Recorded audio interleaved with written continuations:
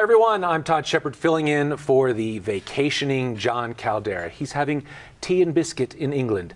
So obviously if you've been paying attention to the news for the last month, you've seen a lot of issues going on with the GOP Senate race, and in particular the candidates that have tried to get on the ballot through the petition process. And so now we've got this signature gatherer who's basically told 9 News that, yes, I've forged signatures in the past.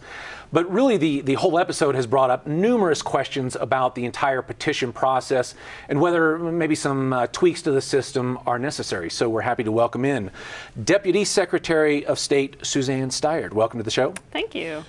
How long have you been at the Secretary of State's office? A little over 4 years. Okay, great.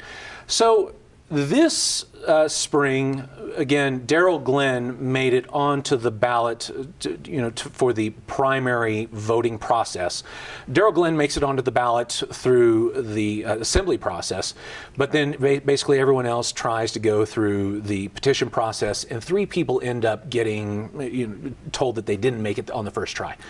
Now, I know that each of those people might have had different problems on their petitions, but sort of give me in one big ball of yarn, what happened to these people? Well, initially, these days candidates pretty much choose whether they're going to go through the assembly process or the petition process, because the deadlines really are so tight that you have to make that determination before the assembly. So a number of people went through the assembly. To get on at the assembly, you need 30% of the vote. Right. So when you do the math and you have 9 candidates in the race, we're only going to at most have 3 make it through the assembly. Right. So we had a number decide that they were going to petition onto the ballot. Of the 3 that didn't make it, it's no surprise to us that typically we see a lot of problems with the petition circulators. So it's not necessarily the line-by-line review of each voter who signed what, but there are a lot of technical issues with submitting petitions. Each petition circulator has to be a registered voter with the Republican Party in this case. They have to submit an affidavit with each petition section that says, I understand the laws of Colorado, I'm a registered voter, and all of these sections were signed in my presence, and then that has to be notarized. So the majority of the problems we see are with the petition section. So either the circulator's not registered, or there's no notary stamp, or those kinds of issues that come up when we're reviewing the petitions. Something that you told me as we were prepping for the show off air, you mentioned that if there's a problem with the gatherer, that the whole batch, in essence, all of the papers in that bundle that have been gathered get thrown out. I mean, how does that describe that process for me, and tell me why that seems to be throwing the baby out with the bathwater, at least a little bit. So when the petitions come in for a statewide race, you have to collect 1,500 in each of the 7 congressional districts. Right. So you'll see 10,000 petition signatures come in, or 12,000, or whatever number they submit. Right. So we go through those, and section by section, there can be anywhere between 10 and 50 signatures, or however many are submitted on each petition section. So the section has the affidavit at the top, it has a number of lines on it, and then you flip it over as you continue to collect signatures. If there's anything wrong with that affidavit, or if that particular circulator has an issue with their voter registration, then the entire section gets thrown out. So all 75 signatures, or however many are on that section, are tossed. And so if you have a circulator who collected 500 of your signatures, then you're going to have a major problem in that congressional district where you turned in 1,800 perhaps.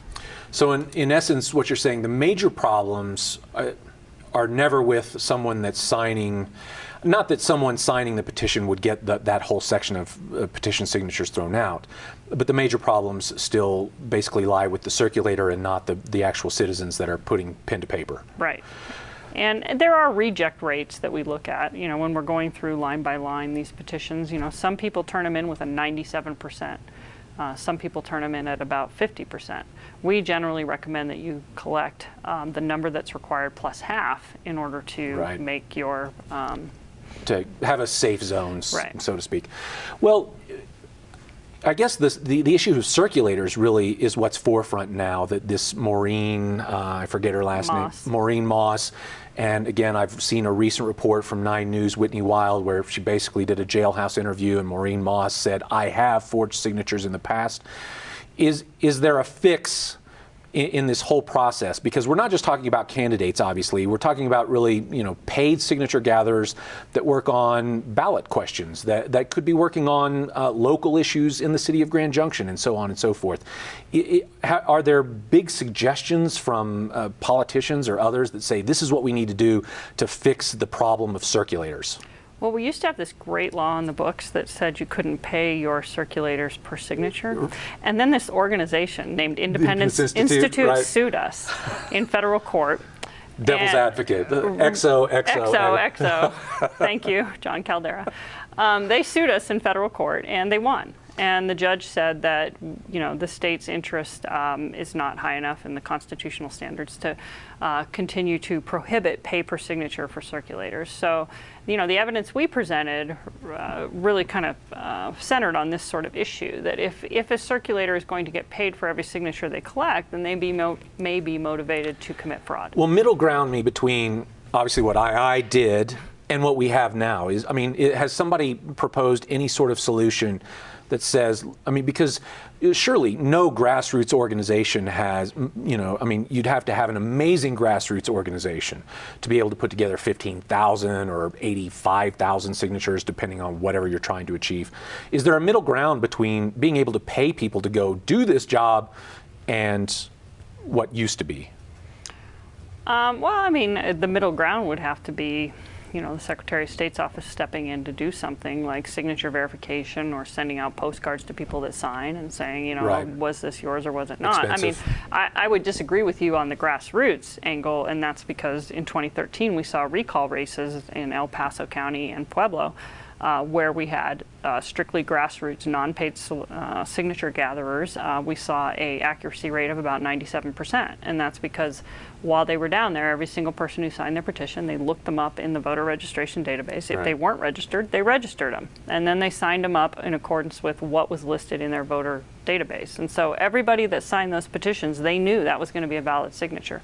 So they turned in with a very slight margin, and they still made it. Politically wise, this is sort of, for those of us that live in the world of politics, and our Twitter, our tweet decks are built on hashtags like co-leg and co-politics. It's brought up this issue of, well, look, when it was John Kaiser with the petition problems, now all of a sudden the Republicans who love to talk about voter fraud, they're suddenly silent. And I think the response from a lot of the Republicans has been, wait, this isn't voter fraud at all. A petition is, or what's circulated in a petition effort is vastly different from a ballot, which gets mailed to your house and goes through the signature verification process. So is it a fair analogy to say, some forged signatures on a John Kaiser petition, that's the same as voter fraud?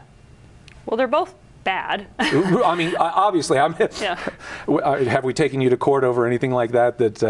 No. Okay, yeah. So they're both bad. Okay, we both agree on that. Yes.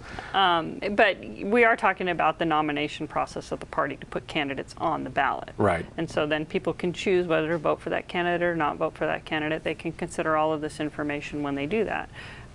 It's not at the same level of disenfranchising a voter, but it is still something that we take seriously, and any kind of fraud in the election process, we are going to cooperate with the DAs in any way that we can, and we did in this case.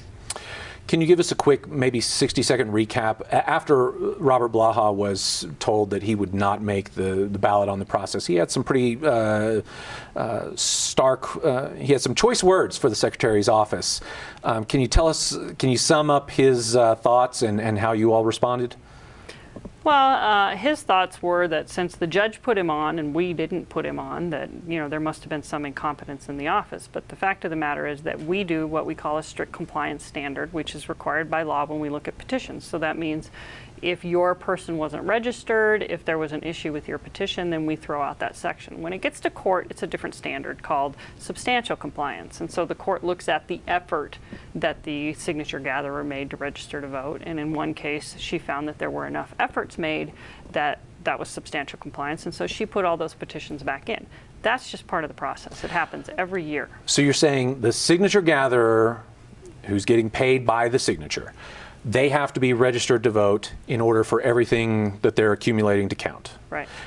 And you're saying this one signature gatherer was not registered to vote, but had made enough attempts? The gatherer had registered to vote without listing his apartment number. So Okay. in a voter registration, once you register, we send you a card in the mail saying we got your voter registration. If that card bounces back, then we cancel your voter registration because you weren't at that address. Well, if Okay. you don't put your apartment number on, the card's going to bounce. So the card bounced, the voter registration got canceled. So this person made an attempt, and the judge said they made an attempt. That's substantial compliance with the law. We don't get to apply that standard at the Secretary's office. We have to apply a strict compliance standard. So, and the judge in the judge's order said the Secretary followed the law. I'm going to follow this standard that the law tells me I have to follow, and I'm going to put Robert Blaha on the ballot. So I think his statements were maybe rash. I don't know if he didn't understand the law, but that's what we have to follow, and we did. And it's really his responsibility of his campaign to make sure that all of his circulators have valid registrations and are turning in valid petitions. Something you said earlier, I think in the first comments you were making on the show, you said deadlines are tight. Certainly, I think maybe the other big issue that came out of this was the fact that Ryan Frazier was off the ballot, then he was on, he would be printed, and we still didn't know whether, in fact, votes cast for him would count or not. Is there a situation at the Secretary's office where there needs to be an improvement to the timelines that sort of bakes into the cake enough space for rejected candidates or rejected petition efforts to have a chance to go through the legal system and then get things worked out with the SOS office before ink is put to paper on real ballots? Well, the problem is they're not our timelines. They're timelines set by the legislature. But I mean, I guess that's the question: is should the General Assembly go back and review these timelines and bake in some error room here?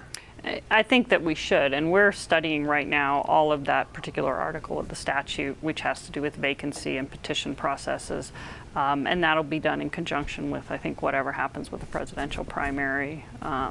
And that initiative that's circulating this summer. It's kind of a wait and see because we need to wait and see if that petition passes. Then if it makes the ballot, then there may be timelines related to a presidential primary that then roll into the state primary. All of the timelines would be reset. 30 seconds, last thoughts.